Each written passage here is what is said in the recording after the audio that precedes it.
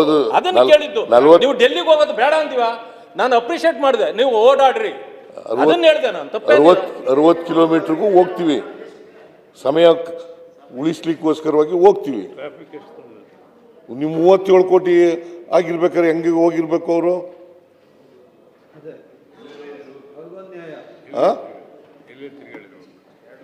ಎಲ್ಲೆಲ್ಲಿ ತಿರುಗಾಡಿದ್ದಾರೆ ಅಂತ ಲೆಕ್ಕ ಇದೆ ನಿಮ್ಮ ಹತ್ರ? ಬಸವರಾಜ ಬೊಮ್ಮಾಯಿಯವರು 67,000 ಕೋಟಿ ಸಾಲ, ನಿಮ್ದು 4,36,000 ಕೋಟಿ ಸಾಲ. ನಿಮ್ಮ ಕಾಲದಲ್ಲಿ 4,36,000. ನಾನು I am not yielding. No I am not yielding. ಹೇಳ್ತೀರಿ ಕೊಡಿ.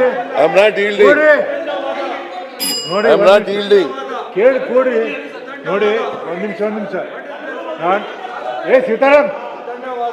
ಮಾನ್ಯ ಅಧ್ಯಕ್ಷರೇ, ನಾರಾಯಣ ಸ್ವಾಮಿ ಮಾತಾಡುವಾಗ ನಾನು ಮಧ್ಯೆ ಇಂಟರ್ಫಿಯರ್ ಆಗಲಿಲ್ಲ. ಇರ್ಲಿ ಹೇಳ್ಬೇಕು.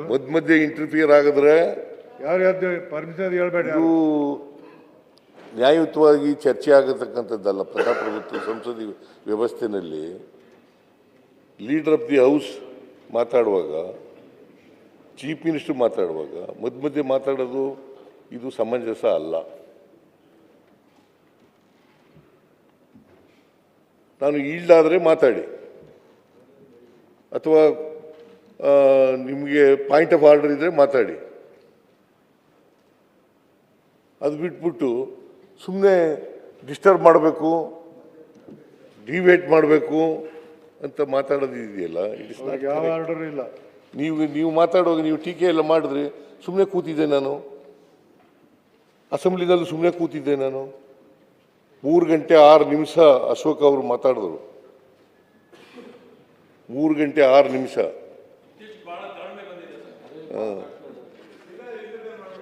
ಇಲ್ಲ, see I am a democratic. Sitaram ಕೂಡ್ರಿ, ಎದಕ್ಕೆ ಹೇಳ್ತೀರಿ ನೀವು? ಸಿ, ನಾವು ಡಿಕ್ಟೇಟರ್ಶಿಪ್ನಲ್ಲಿ ಇಲ್ಲ, ಪ್ರಜಾಪ್ರಭುತ್ವ ವ್ಯವಸ್ಥೆಯಲ್ಲಿ ಇರ್ತಕ್ಕಂಥದ್ದು, ಒಕ್ಕೂಟದ ವ್ಯವಸ್ಥೆಯಲ್ಲಿ ಇರ್ತಕ್ಕಂಥದ್ದು. ಒಕ್ಕೂಟದ ವ್ಯವಸ್ಥೆಯಲ್ಲಿ ಸೆಂಟ್ರಲ್ಲು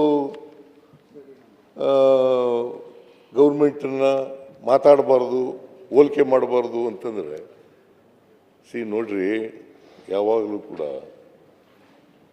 ಮುನ್ಸಿಪಾಲ್ಟಿಗೆ ರಾಜ್ಯಗಳು ಮುನ್ಸಿಪಾಲ್ಟಿಗಳಲ್ಲ. ರಾಜ್ಯಗಳು ಸುಭದ್ರವಾಗಿದ್ದರೆ ಒಕ್ಕೂಟ ಸುಭದ್ರವಾಗಿ, ಸೆಂಟ್ರಲ್ ಗೌರ್ಮೆಂಟು ಸುಭದ್ರವಾಗಿರುತ್ತದೆ. ಒಕ್ಕೂಟ ಸ್ಟ್ರಾಂಗ್ ಆಗಬೇಕಾದ್ರೆ ರಾಜ್ಯಗಳು ಸ್ಟ್ರಾಂಗ್ ಆಗಿರಬೇಕು.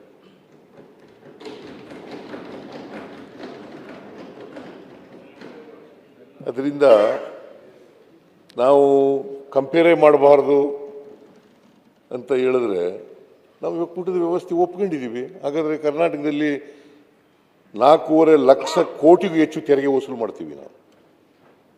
ಕೇಂದ್ರ ಸರ್ಕಾರಕ್ಕೆ ಕೊಡ್ತೀವಿ ತೆರಿಗೆ ವಸೂಲು ಮಾಡಿ. 4.5 ಲಕ್ಷ ಕೋಟಿಗೂ ಹೆಚ್ಚು. ಅದ್ರ ಬಗ್ಗೆ ಲೆಕ್ಕ ಕೇಳಬಾರ್ದಾ? 4.5 ಲಕ್ಷ ಕೋಟಿ ಪ್ರತಿ ವರ್ಷ.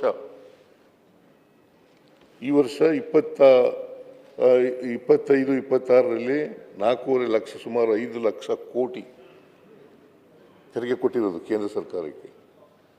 ನಮಗೂ ವಾಪಸ್ ಬರೋದು ಎಷ್ಟು ಗೊತ್ತಾ?